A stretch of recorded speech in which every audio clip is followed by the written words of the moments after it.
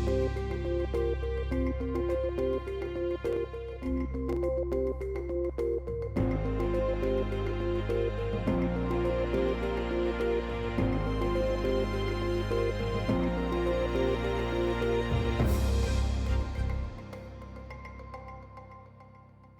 Charlotte McLeod with the Investing News Network, and here today with me is Georgia Williams, our senior features writer. Georgia, so excited to be here with you on day one of PDAC. Right, and in person after last year's online event. Yes, very exciting to be here in person. And so I've been sitting basically here for the whole day.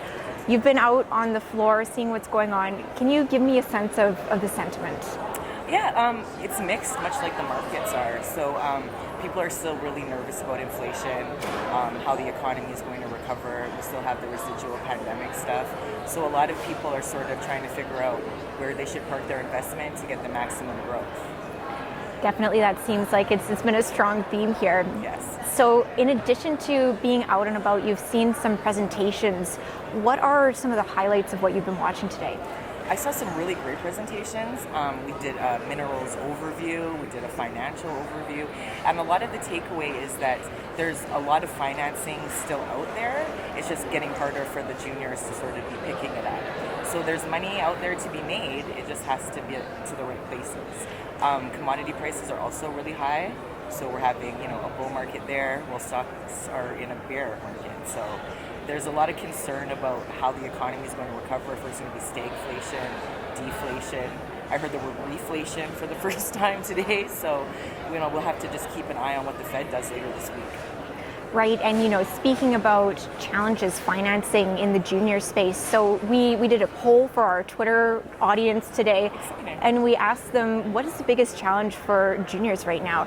The choices that we gave, I think, were financing, investor sentiment, I forget the third option, and then we had people write in a lot of answers.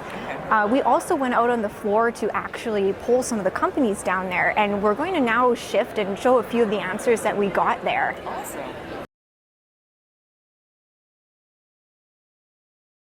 The biggest challenge for junior miners today is not so much raising capital as the fact that we're still raising the same amount of dollars that the industry was raising 20 years ago. So $1, $2, $5 million deals, which at the time would allow you to run a complete program and do a very good amount of work on your property to advance it.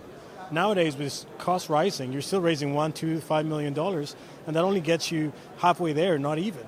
So there's tremendous cost inflation across the board, but the amount of money that we're raising has not increased for 20 years. So advancing the properties these days is tremendously difficult.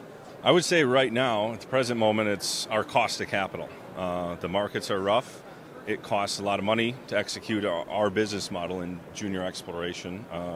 And inflation's only making that worse. Cost of drilling, cost of everything really is going up, while our cost of capital is also going up. So people are having to make some hard decisions right now, but fortunately we're in a good position with Headwater to keep our business model rolling with a reasonable time frame here.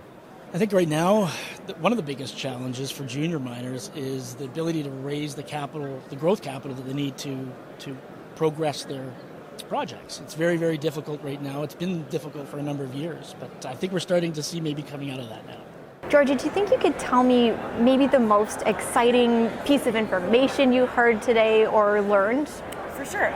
So I went to a presentation about how the mining sector can move towards a carbon-free mine, which is really interesting. And the speaker was just very anti-coal, and he was saying that in order for us to really get to the carbon, net carbon emissions that we don't want, that we need to get rid of coal. Really interesting. Okay. Yeah. Is there anything else you would mention from the day that you would highlight for people? Yeah, so I guess, after being off for a year, things were a little sketchy getting in at the beginning. There was a lot of lineups and, a lot of bottlenecking, but we got through that pretty quickly, and by lunch hour, everyone seemed to be moving through the building pretty quickly. Masks are, come as you want. So I'm just excited to see what tomorrow brings. Yeah, me too. And hopefully those lineups to get in will be gone. I do think that maybe that bodes well for the attendance. It seems like lots of people are trying to get in and see what's going on. So we'll stay tuned for tomorrow and see what it brings. I'm really excited. Yeah. Okay, so that is our day one wrap up for PDAC. Remember to check back here on our YouTube channel to see as we post interviews from the event. And we will see you tomorrow on day two. Once again, I'm Charlotte McLeod with the Investing News Network, and this is Georgia Williams.